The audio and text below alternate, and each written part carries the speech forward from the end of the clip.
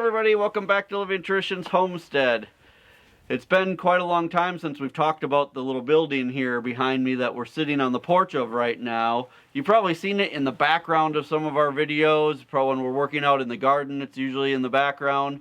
But we really haven't talked much about it in the last couple of years. Our original plan for this little building was to have it for when we had family come and visit us. But over the course of a couple years, we realized that it's just better for us to have them stay with us in the house. So we cannot have just a building stay without a purpose. So we've been thinking about the perfect way for us to use this little building here. As of right now, this building is pretty much empty and not being used most of the year. So it really does need a purpose. So we were racking our brains trying to figure out what to do with this building. And then recently we were over at our friend Patty and Scott's house. And Patty showed us that she had a building sort of like this that she uses as a potting room. A place where she can, work on her plants and flowers and things. And that really got our minds going. So today we want to show you guys what our intention is with this room. We start a lot of seeds, not only for the plants that we grow, but we also sell seedlings at the farmer's market. Up until now, we have started all of our seeds in our house, and we've used our dining room table in our dining room to do all of that, and it's gotten kind of messy. Right. And our house is not very big, so it gets full pretty fast. Yeah, we have a small house. And we also have shelves that we put the heat mats on and all these lights and stuff. And so it really has taken up quite a bit of room in our house. And we figured, you know what? This would be a perfect place for us to do all of our seed starting, all of our potting, all of the gardening kinds of things that we do throughout the entire year. This is the answer to all of that. So let's go inside. We're going to show you what it is right now, and then over the course of this week we're going to turn this into our seed starting area.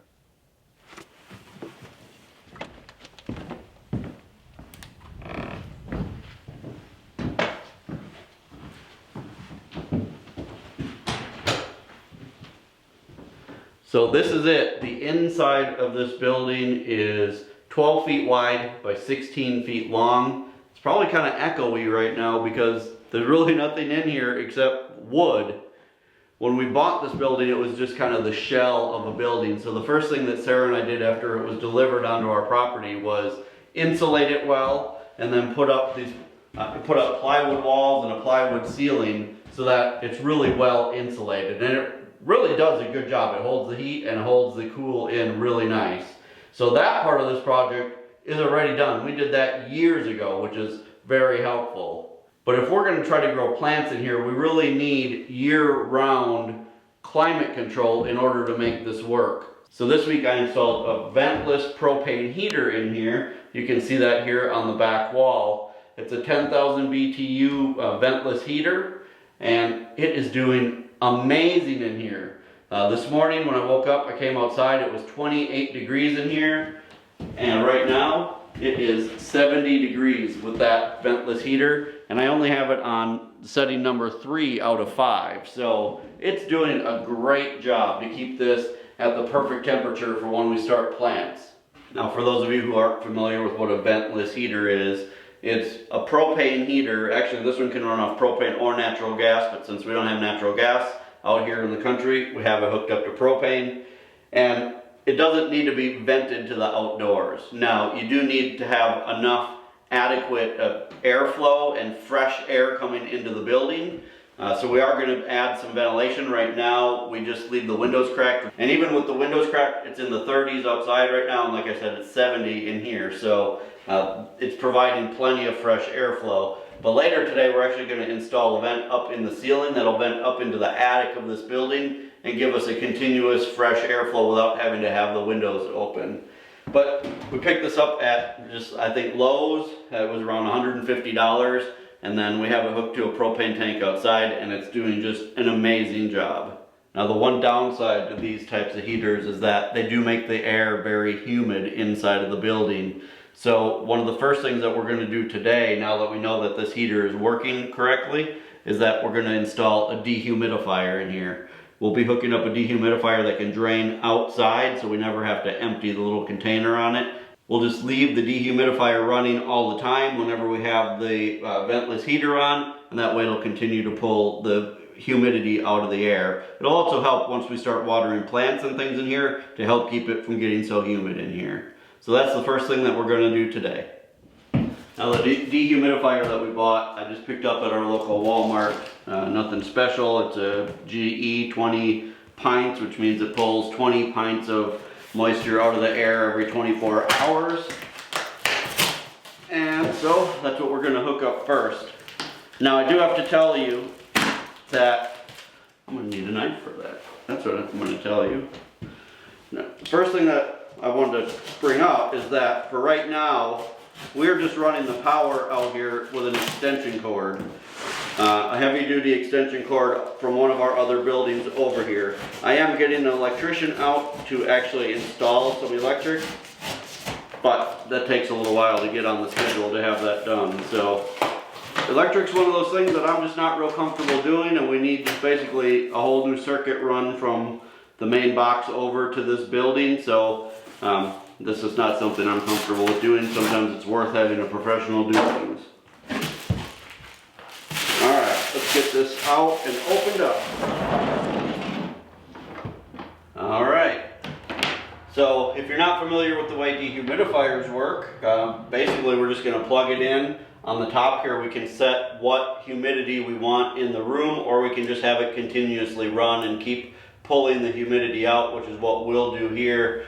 Because it's going to be humid in here all of the time. And then one nice thing about this little dehumidifier is that it actually has over on the side here a connection that we can run. We can attach a garden hose, and there's actually already a hole in the wall over here where I used to have a cord running through, so I'll be able to run the garden hose out of the wall. And then right outside of this wall, Sarah actually has a flower bed, so we can run that garden hose to water that flower bed as it's pulling water out of the air. So it's a win-win.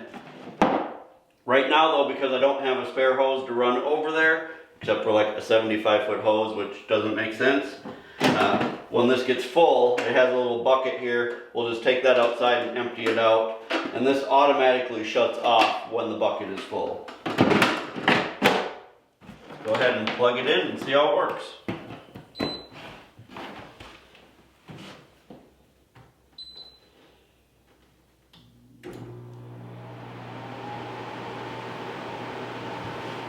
That's all there is to it. We've got it on running non-stop. We're going to keep it on high, and it just will suck the room air in and blow the less humid air back out. Alright, but for now we'll leave it off so you guys can actually hear us talking for the rest of the video. Now it's starting to get a little later in the day, which makes me realize the next thing that we need to do is hook up a light in here. I've bought an LED shop light. We're just going to put that up on the ceiling, and that's what we're going to use for a light in here.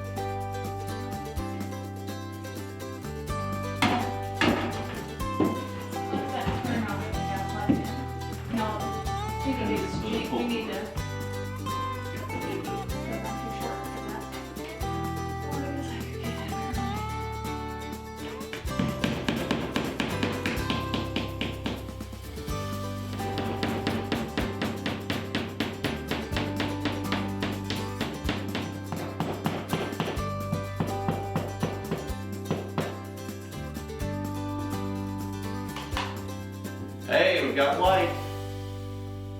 Alright, well that's as far as we're going to get today. This is one of those crazy weeks for us here on the homestead where we just have things coming up every single day this week. So you're going to see this video shot over the course of a few days. Tomorrow we're going to hopefully start making some workstations in here. That will be an awesome thing to have. And then in just a couple days, we actually have some new grow lights arriving. For you guys, that'll be in just a couple minutes, but for us, it's a couple days. So you're gonna see this progress throughout the week. We'll see you back here in just a little bit.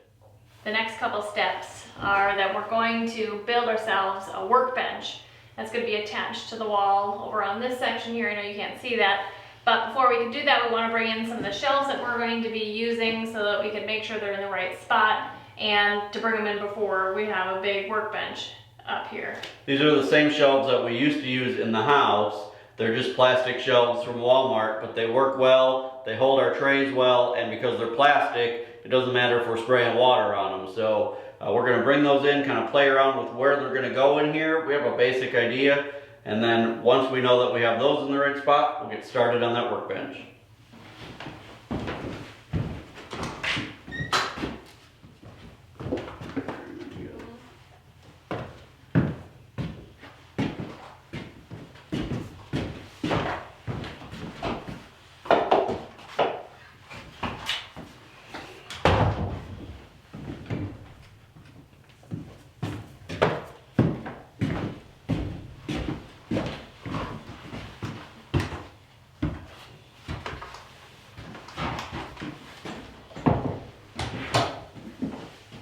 So what we're thinking is to put them over in this section here on the left-hand side of this window, and then if we need an additional one, there is space for one more on the right-hand side of that window. So that's what we're going to see, make sure that these fit well.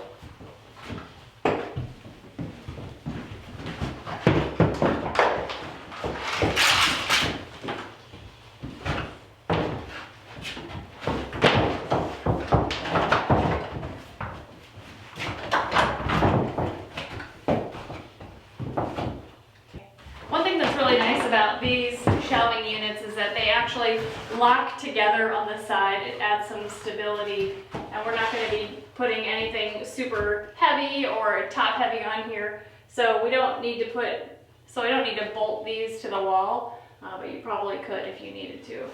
I think those fit well there. I think that's probably going to be where we want them. Okay. I think that'll be nice. Now, as far as the workbench goes, we're going to try to build it out of lumber that I have left over from another project that I did. I have most of a sheet of plywood, so we're going to use just what I have to build this. I think it's going to end up being about 2 feet deep and 6 feet long. 2 feet deep will be deep enough to set a flat of plants on, so that'll be a perfect size to be able to sit at and work on our seedlings.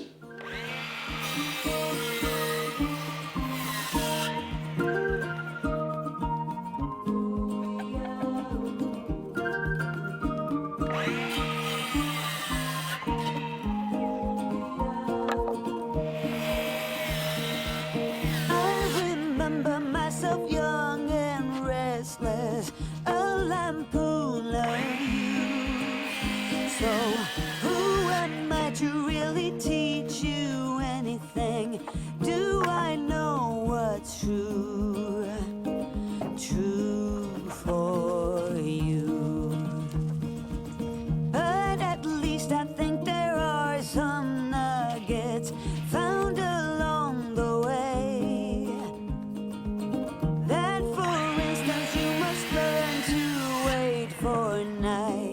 Turn into day.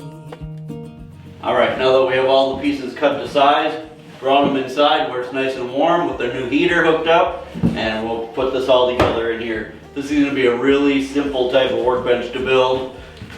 We're just trying to do it as cheaply but as sturdy as possible. So we're going to start by just basically building a box that is the size that we want. Which again in this case is 2 foot by 6 foot. You're gonna get there easy. You'll get there eventually. Don't you try to run away from shadows. They always catch you. Face whatever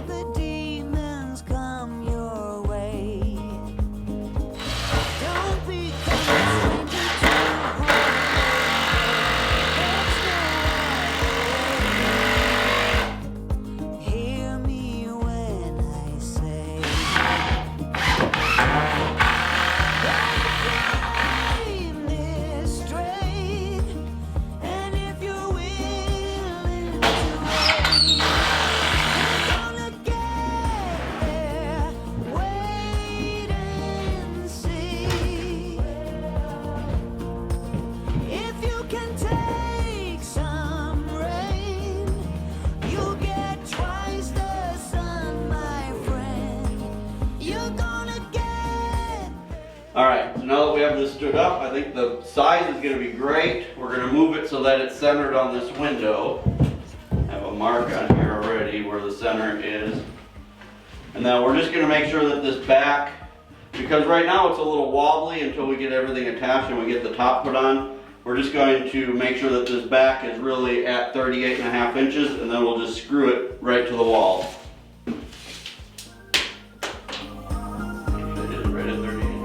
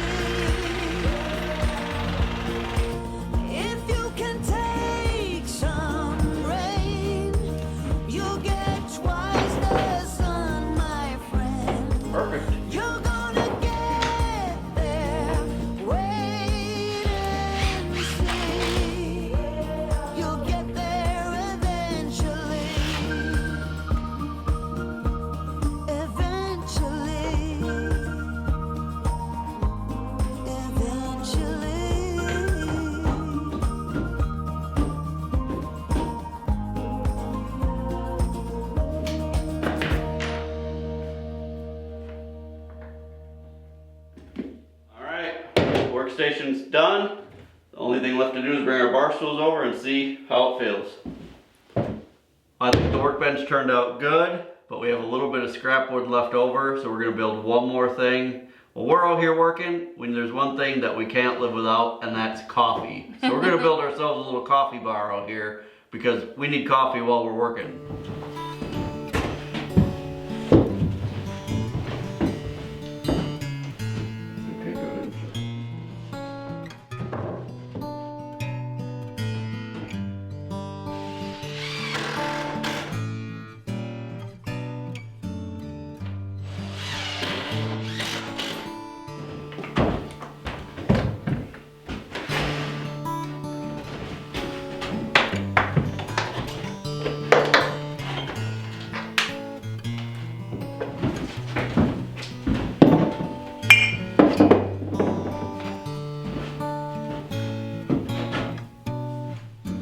Well, this is so perfect.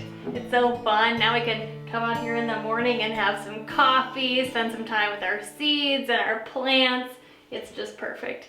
Now, tomorrow we expect the delivery of our grow lights, and we have some other things to do, so we will catch up with you then. Well, since the last time we were in here talking with you guys, we've done just a couple of things off camera. When Kevin's parents moved here, they brought 2 shelves that they ended up not needing, so they said that we could have them. So we built them and put them in here. So we've got this nice big shelf. We will use these for seedlings after the seeds have sprouted.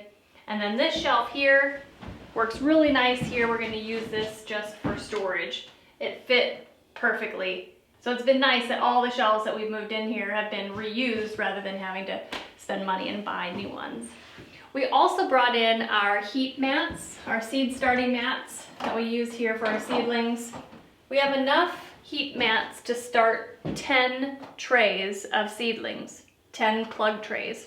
The plug trays that we use hold 72 little cells of dirt, so we can start 72 seeds or little plants at a time in each tray, and these will hold 10.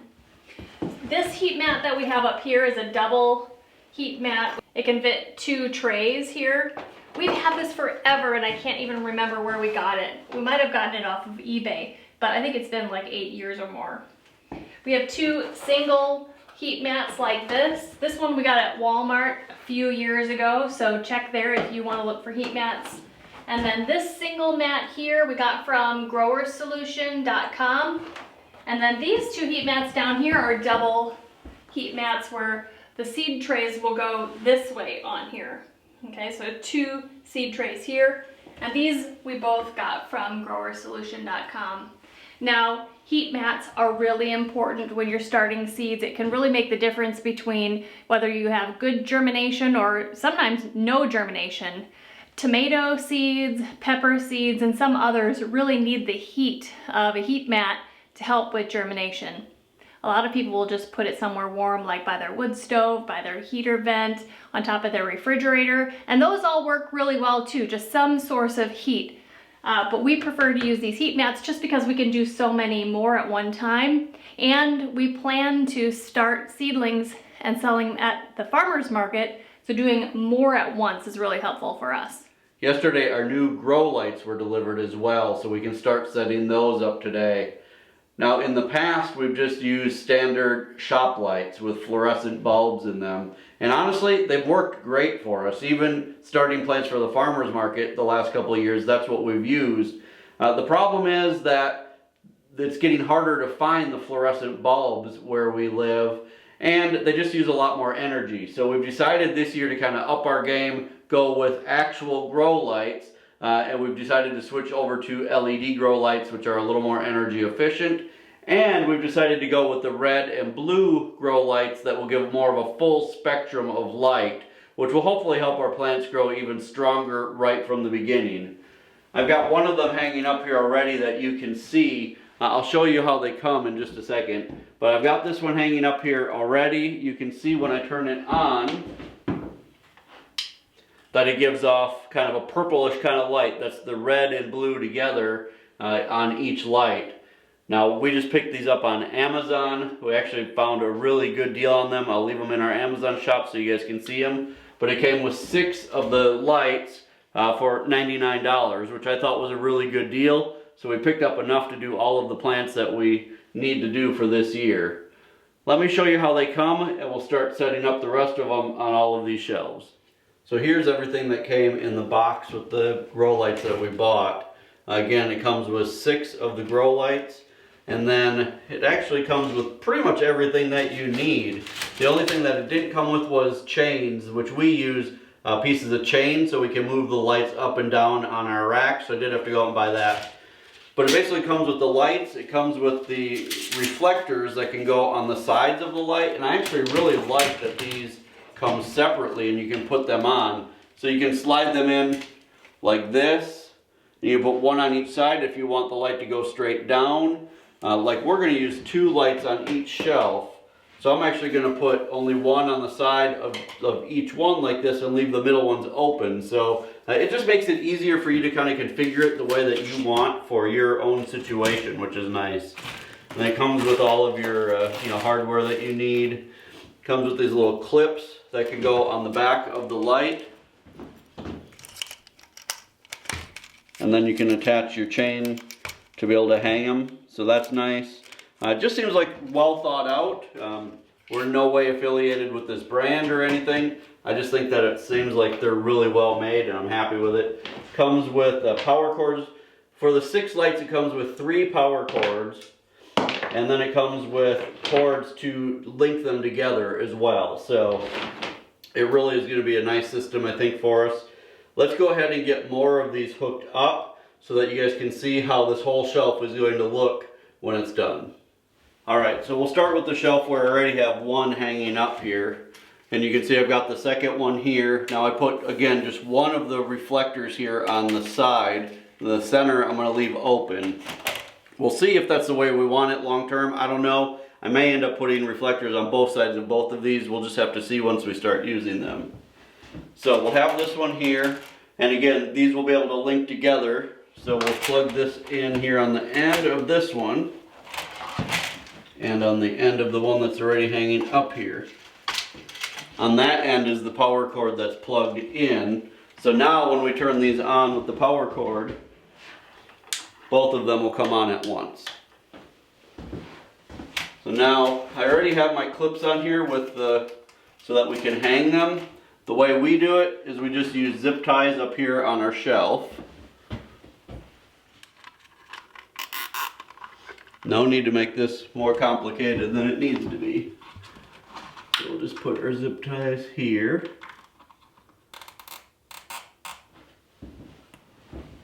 And And then I've already cut little pieces of chain to the right length. So what we'll do is we'll hang our chain off of our zip tie.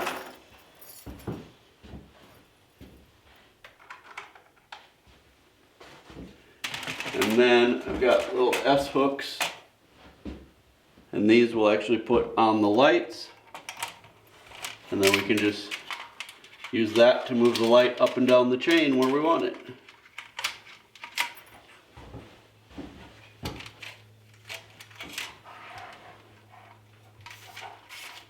Let's try that out, see how it works. Awesome, I think that's really nice. They seem really bright to me. They're brighter than the regular fluorescent lights I think that we used to use. And again, this will give it a much more, full spectrum, much more like the sun. So the plant should grow to be a lot healthier right from the start. I'm going to go ahead and get the rest of these hooked up on all of the shelves, and then I'll show you guys what it looks like when it's all done. All right, we have all of the grow lights hooked up on this shelving unit now. I'm going to turn them on and show you how it looks when they're all on. I think that those are going to be awesome. I'm excited to see if there really is a difference between using actual grow lights versus just the fluorescent lights that we used to use. Again, we used those fluorescent lights for probably 10 years and had really good success with them. But a lot of people have been saying that it's much more beneficial to go with actual grow lights, so that's what we're going to try now and see how it works. So I guess we'll find out as springtime comes and we start doing all of our seed starting. But again, on just this shelf here, we'll be able to start 720 seeds at a time. And then after they're done here, we'll be able to move them to the greenhouse and start more. This is going to be a great farmer's market year, I think. So we're excited to have this new building to be able to start our seeds in. Well, you guys, since this is a whole brand new, not building, but it's a brand new use of this building for us, we would like for you guys to help us come up with a name for this building. We don't know what to call this. So if you guys could put your suggestions in the comment section below, over the next couple of days, we're going to be reading over them and we're going to pick out the 4 that we like the most, and we're going to have a poll. So on Monday, start looking on our community tab here on our YouTube page for that poll so you can help vote and pick what we'll name this building. If you guys are enjoying our content and enjoying the lifestyle that we live, we sure hope that you'll hit that subscribe button before you leave. And remember, as always, the absolute best way that you can help us here on our homestead is by sharing our videos on all of your social media. Until next time, thank you so much for stopping by our homestead. Take care and God bless. God bless.